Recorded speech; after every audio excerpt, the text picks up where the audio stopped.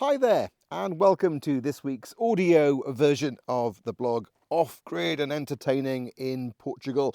And this week, under the bright sunshine and the blue skies, comes a health warning. The following content may contain information that you find a little bit dull, unless you're interested in power systems and weather forecasting, which I am currently obsessed with, courtesy of the recent round of storms. So with that in mind, Storm Surge, a nerd's guide to weather watching and power managing. On the rare occasion the entire Portuguese power grid goes down for a few hours, we are positively smug. But the other side of the coin is keeping everything running when a big storm hits. And all of us on the western edge of Europe have had some kind of encounter with Storm Claudia, as the Spanish meteorologists named her over the past week or so. As any household relying on nothing but solar power will know, there's only one drawback to having 300 days a year of sunshine here in Portugal, and that's the other 65 or so without. When we first moved into the Valley of the Stars, we very quickly learned which power-hungry luxuries to save for the sunshine. For example, one never makes toast while blow-drying the dog. Not that one would necessarily ever want to. I rarely eat toast. Relying completely on renewable power means learning how to carefully monitor exactly what's being used where, and deciding on contingencies as each cloudy or stormy day lingers.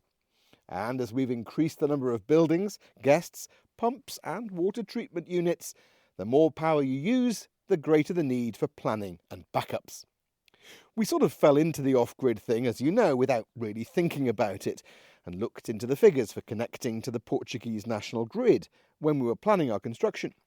It turned out the combination of inverters, pylons and cables was going to cost almost the same as a brand spanking new solar setup without the sustainability. So our decision to go the sustainable route was aided by the idea of having one very expensive electricity bill at the beginning and free power after that. Having dodged the late October storm, courtesy of a big mountain getting in the way, we were battered by Storm Claudia like everyone else. Anything coming up towards us here from the south tends to hit the mountains of Monchique and Foyer Peak first, leaving us in the rain shadow.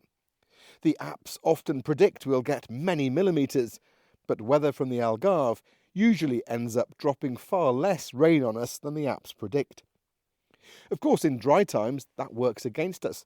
Rule 1 is never complain about the rain, however much there is, because we depend on it to fill our lake and our giant 200,000-litre pillow tank for mixing into drinking water. Thankfully, there were no tornadoes to report, like the one which Claudia brought to the Algarve. Please go online, of course, as usual, look at the pictures, click on some links and check out the tornado. But as always, the first big storm of the autumn helps us switch back into this winter mode of carefully monitoring all our energy consumption and keeping an eye on the weather. There's a lot more at stake than knowing whether or not to take our brolly with us, or if I should make the move from shorts and sandals to trousers and sensible shoes. I believe that time may now have come for this year, but that's not bad given it's nearly December. As far as weather forecasts go, most predictions for our valley are at very best only half right. And so I channel my inner weatherman, hark back to my geography degree, and start muttering about cold fronts and barometric pressure. Our favourite weather forecasting apps are Weather Underground and Ventusky, which provide us with a broad outline, real-time radar and some big-picture predictions as the various models plot expected rainfall and front movements by the hour. Our friend Niels, who sailed around the world and records a lot of climatic data in his vineyard, put us onto Ventusky and also introduced us to Weather Watcher on YouTube, which gives great regular summaries of Europe for the committed weather nerd. After 5 years, I am starting to learn some patterns, but it's tough with everything becoming more unpredictable and extreme thanks to global warming. Storm Claudia was a tricky one. She hung around a lot longer than the average storm, thanks to being sandwiched between two areas of high pressure in the Atlantic and over mainland Europe. And she also had a nasty habit of bringing rain all day and then clearing all night. perfect for stargazing, but not great for our solar system. I'm not sure of the science behind it, but we usually get more rain overnight and at least a little sunshine during the day. And thankfully, we don't need much to boost our batteries and regenerate our confidence. When designing off-grid systems, our friend Solar Ian told us there's no limit to how much power we can generate and store. It's just a matter of how much we're prepared to invest. After estimating how much energy 22 people might use and expecting expansion, we built a system that is way bigger than we need for most of the year. We swan through summers, barely looking at the solar readout, blessed as we are by enough solar panels to happily ensure the batteries are full every day before breakfast is over, despite the pumps, the power use, and all the people. And even when the days get shorter, we have confidence in our 84 panels, which still bring in power when it's overcast. But when a storm hits and the clouds persist, we really earn our keep as an off-grid resort. That is when power monitoring becomes an obsession. Our first port of call is the Victron app on our phones, which immediately shows us how much power is coming in and how much is being used on each of the 3 phases. Battery percentages are notoriously inaccurate, but we found voltage level to be the best measure keeping everything going.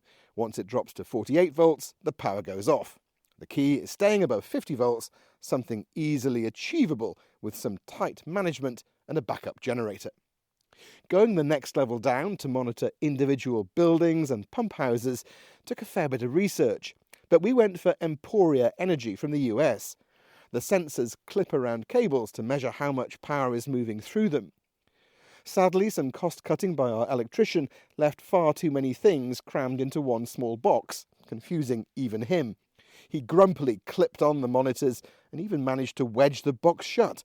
But at one point, the car charger circuit was using the most power, which is very confusing because we don't have a car charger yet.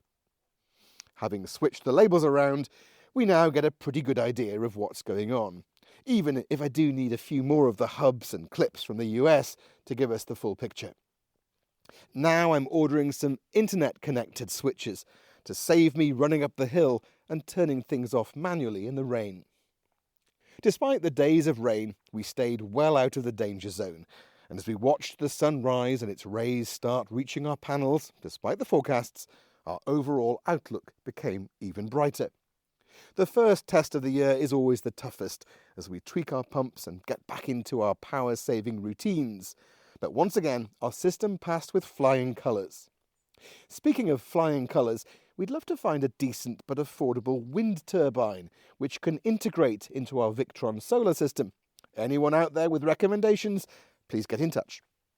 With the batteries filling up fast, our trip to Vila de Frades and Vidigueira for the annual Talia opening celebration weekend was back on. Driving into the interior of Alentejo, the skies cleared in front of us. The storm headed off into Spain, and we entered an adega packed full of some of the most exciting wines and interesting winemakers. It was Simon the dog's 98th birthday, 14 human years times 7. And if I ever make it to his age, I'd be more than happy with a day like it. McDonald's lunch, a load of excellent wine, a huge amount of attention, and a late-night dance party to finish. We've got the power. And now the storm's passed, we're enjoying crisp, cold nights and beautifully clear, sunny days with bright blue skies like this one.